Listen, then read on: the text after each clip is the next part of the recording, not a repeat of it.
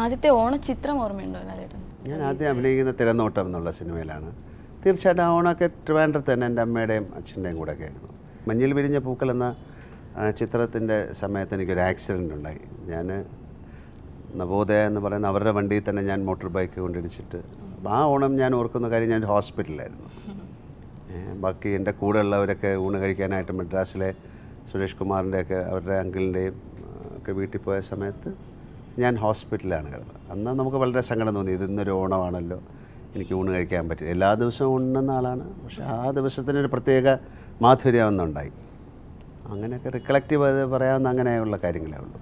ലാലേട്ടൻ അഭിനയിച്ച ചിത്രങ്ങളിൽ വെച്ച് ലാലേട്ടൻ മനസ്സിൽ ഏറ്റവും കൂടുതൽ താലോലിക്കുന്ന ചിത്രം ഏതാണ്? ഞാൻ ഏതാണ്ട് 300ഓളം ചിത്രങ്ങളിലേക്ക് അടുക്കുന്നു. അപ്പോൾ അതിൽ നിന്ന് ഒരെണ്ണം പിക്ക് ചെയ്യാൻ പറഞ്ഞു കഴിഞ്ഞാൽ പ്രയാസമാണ്. അപ്പോൾ നമുക്ക് തീർച്ചയായിട്ടും ആദ്യത്തെ ചിത്രം എന്നുള്ള രീതിയിൽ മഞ്ഞിൽ വിരിഞ്ഞ പൂക്കൾ ഇഷ്ടമുള്ള സിനിമയാണ് അല്ലേ. പിന്നെ UTP ബാലഗോപാലൻ, അങ്ങനെ കുറേ സിനിമകൾ എടുത്ത് പറയാം. ഇപ്പം നമ്മുടെ ഇഷ്ടത്തിനേക്കാളും കൂടുതൽ ആൾക്കാർ കണ്ട ചിത്രങ്ങളാണ്. ഇപ്പോൾ ചിത്രം എന്നുള്ള സിനിമ 100ഉം 200ഉം തവണ കണ്ട ആൾക്കാരെ ഞാൻ കണ്ടിട്ടുണ്ട്. തൂവാനത്തുമ്പികൾ 200ഉം 300ഉം പ്രാവശ്യം കണ്ട ആൾക്കാരെ കണ്ടിട്ടുണ്ട്. അപ്പം ഓരോരുത്തർക്കും ഓരോ തരത്തിലാണ് ഇഷ്ടം.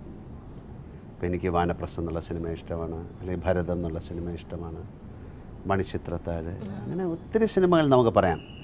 ഏതാണ് നിങ്ങൾക്ക് ഏറ്റവും ഇഷ്ടമുള്ള, ഇത് അച്ഛനെയാണോ അമ്മയാണോ ഇഷ്ടം എന്ന് കുട്ടികളോട് ചോദിക്കുമ്പോൾ എനിക്ക് രണ്ടുപേരെയുമാണ് ഇഷ്ടം എന്നുള്ളത്. അത് സത്യവുമാണ്, അതിനൊരു ഒരു കള്ളത്തരത്തിൽ പറയാൻ പറ്റാത്തതുകൊണ്ട് പറയുന്നത്. നമുക്ക് ഓണത്തിലേക്ക് തിരിച്ചു വരാം. ഓണം കവിതാക്കളുടെയും ആഘോഷമാണ്. നമുക്കൊരു പാട്ട് തന്നെയുണ്ട്, ചിങ്ങമാസം വന്നു ചേർന്നാൽ നിന്നെ ഞാൻ സ്വന്തമാക്കും. പ്രണയിനികളോട് അല്ലെങ്കിൽ പ്രണയിക്കുന്നവർക്ക് ലാലേട്ടൻ്റെ ഓണസമ്മാനം എന്താണ്? അല്ല, പ്രണയത്തിന് ഓണം എന്നൊന്നുമില്ല, എല്ലാ ദിവസവും ഓണം തന്നെയാണ് പ്രണയത്തിന്, അല്ലേ? അല്ലാതെ പ്രണയിക്കുന്നവർക്ക് വേണ്ടി പ്രത്യേകിച്ചൊരു ഓണം എന്നൊന്നുമില്ലല്ലോ. എന്നും പ്രണയിക്കുകയാണ്, എന്നും ഓണമാണ്. എല്ലാം ഓണം തന്നെയാണ്, അല്ലാതെ അവർക്ക് വേണ്ടിയിട്ട് എല്ലാ ദിവസവും ഓണമായിട്ട് മാറട്ടെ എന്ന് പറയാം, അല്ലേ?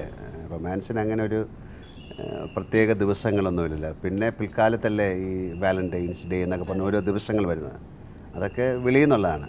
പ്രണയത്തിന് അങ്ങനെ ഒരു ദിവസമോ അല്ലെങ്കിൽ സമയമോ അതിന് പ്രായമോ അതിന് പിന്നെ എന്താ പറയുന്നത് ഋതുക്കളോ ഒന്നുമില്ല. ഒരു പ്രതിഭാസമാണ്, അല്ലേ? അതിന് നമുക്കൊന്നും അറിഞ്ഞുകൂടാത്തൊരു പ്രത്യേക അവസ്ഥയാണ്. നമുക്കറിയാവുന്ന അവസ്ഥയും നമുക്കറിഞ്ഞുകൂടാത്ത അവസ്ഥയും. അപ്പോൾ ഓണവുമായിട്ട് പ്രണയിക്കരുതെന്ന് പറയാൻ പറ്റില്ല, ഓണവുമായിട്ട് ശക്തമായിട്ട് പ്രണയിക്കൂ എന്നേ പറയാൻ പറ്റുള്ളൂ. ബുദ്ധി കൊണ്ട് ജീവിതത്തെ സ്നേഹിക്കുന്നവരുണ്ട്, പക്ഷെ ചിലർ ഹൃദയം കൊണ്ടാണ് ജീവിതത്തെ സ്നേഹിക്കുന്നത്. ജീവിത വിജയത്തിന് ഇതിലേതായിരിക്കും ഇമ്പോർട്ടൻറ്റ്? ഞാനിപ്പോൾ ബുദ്ധി കൊണ്ട് ഒരാളെ പ്രണയിക്കണോ അല്ലെങ്കിൽ ബുദ്ധി കൊണ്ട് നേരിടണോ, ഞാൻ എൻ്റെ ഹൃദയം കൊണ്ട് നേരിടണോ എന്ന് പറയുന്നത് നമുക്ക് ആ സാഹചര്യങ്ങൾ, അല്ലെങ്കിൽ നമ്മൾ അപ്പോൾ ഉൾപ്പെട്ടിരിക്കുന്ന വ്യക്തികൾ, അല്ലെങ്കിൽ എന്തിനു വേണ്ടി എന്നുള്ള ഒത്തിരി ഇറ്റ്സ് എ ഡിബേറ്റ്. ആക്ച്വലി അതിനൊരു പ്രത്യേക എനിക്ക് പെട്ടെന്നൊരു അവസരം അല്ലെങ്കിൽ ഒരു ആൻസർ പറയാൻ പറ്റുന്നില്ല. എന്നാലും നമ്മൾ കൂടുതൽ ഇഷ്ടപ്പെടുന്ന ഹൃദയം കൊണ്ട് സ്നേഹിക്കാനാണ്. ഹൃദയത്തെ തൊട്ട് പറയുന്നു, നമ്മൾ ഹൃദയം എന്ന് പറയുന്ന ഒരു ഓർഗൻ എന്നുള്ള രീതിയിലല്ല ഞാൻ പറയുന്നത്. It should come from your heart എന്ന് പറയുന്ന ഒരു ഫ്രേസ് ആണെങ്കിലും അതിന് ഒരുപാട് അർത്ഥങ്ങളുണ്ട്. അപ്പം ബുദ്ധിയെക്കാട്ടിലും നല്ലത് ഹൃദയമാണ്. പക്ഷേ ബുദ്ധി കൊണ്ടും ചിലപ്പോൾ നേരിടേണ്ടി വരുന്ന ഒത്തിരി കാര്യങ്ങളുണ്ട്. അപ്പം നിങ്ങളുടെ ഇൻ്റലിജൻസാണ് നിങ്ങളുടെ ദൈവം എന്ന് പറയാറുണ്ട്, നിങ്ങളുടെ മനസ്സാണ് നിങ്ങളുടെ ദൈവം എന്ന് പറയാറുണ്ട്. ഇതിൽ ഏത് വേണമെന്നുള്ളത് you decide. Nature is a guardian and nurse.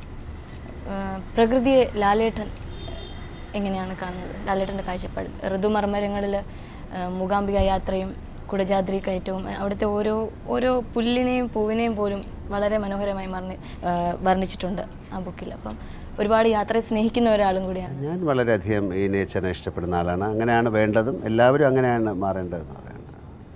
ഞാൻ പലപ്പോഴും നമ്മുടെ ഷൂട്ടിംഗ് സ്ഥലത്തൊക്കെ പോകുന്ന സമയത്ത് ആൾക്കാർ ആവശ്യമില്ലാതെ ചില ചെടികളെ പിടിച്ച് വലിക്കുക, ഞാൻ അവരോട് പറയാറുണ്ട്, അങ്ങനെ ചെയ്യാൻ പാടില്ലെന്ന് വരെ ഞാൻ പറയാറുണ്ട്, ഔട്ട് ഓഫ് ദ വേയിൽ.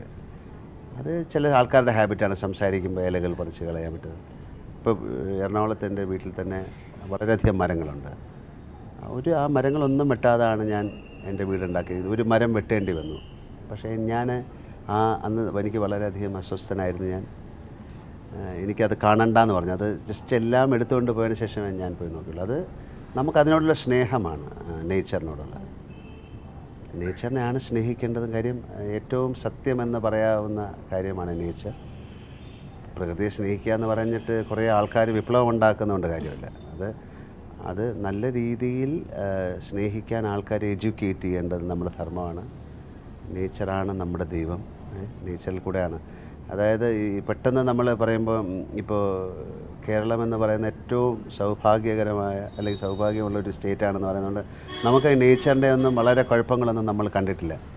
ശരിക്കും ഈ നേച്ചർ പ്രകൃതി കോപിച്ചു കഴിഞ്ഞാൽ എന്തൊക്കെയാണ് സംഭവങ്ങൾ നടക്കുന്നത്. ഇപ്പോൾ തന്നെ ഈ അടുത്ത കാലത്ത് തന്നെ ബീഹാർ എന്ന് പറയുന്നിടത്ത് ഒരു പുഴ മാറി ഒഴുകി. ഞാൻ കണ്ടിട്ടുണ്ട് രാജസ്ഥാനിലൊക്കെ, പാകിസ്ഥാനിൽ നിന്നൊക്കെ വരുന്ന ഒരു പുഴ മാറി ഒഴുകാൻ തുടങ്ങിയിട്ട് എത്രയോ ഗ്രാമങ്ങൾ.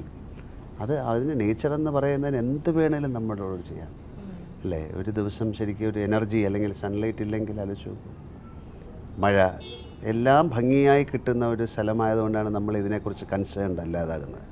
ഇതൊന്നുമില്ലാത്തവർക്ക് ഇത് വലിയ ദൈവമാണ്. പലയിടത്തും വെള്ളം എന്ന് പറയുന്നത് ഏറ്റവും കിട്ടാൻ പ്രയാസമുള്ള സ്ഥലമാണ് രാജസ്ഥാനിലൊക്കെ. അപ്പോൾ അവർക്ക് നേച്ചർ മഴയ്ക്ക് വേണ്ടി അവർ കാത്തിരിക്കും, അല്ലെങ്കിൽ വെയിലിന് വേണ്ടി കാത്തിരിക്കുന്ന ആൾക്കാരുണ്ട്. ഞാനിപ്പോൾ കാർഗിലിൽ തന്നെ ആലോചിച്ചു, 6 മാസം അവർ വീടിനകത്താണ് ഇരിക്കുന്നത്. കാര്യം പുറത്തിറങ്ങാൻ പറ്റില്ല, അത്രയും ശൈത്യമാണ്. ഇപ്പോൾ നേച്ചർ എന്ന് പറയുന്നത് ശരിക്കും ഭയങ്കരമായ ഒരാളാണ്. നമ്മൾ അതിനെ സ്നേഹിക്കേണ്ട ധർമ്മം നമ്മുടെ കയ്യിലുണ്ട്, നമ്മളത് ചെയ്യണം.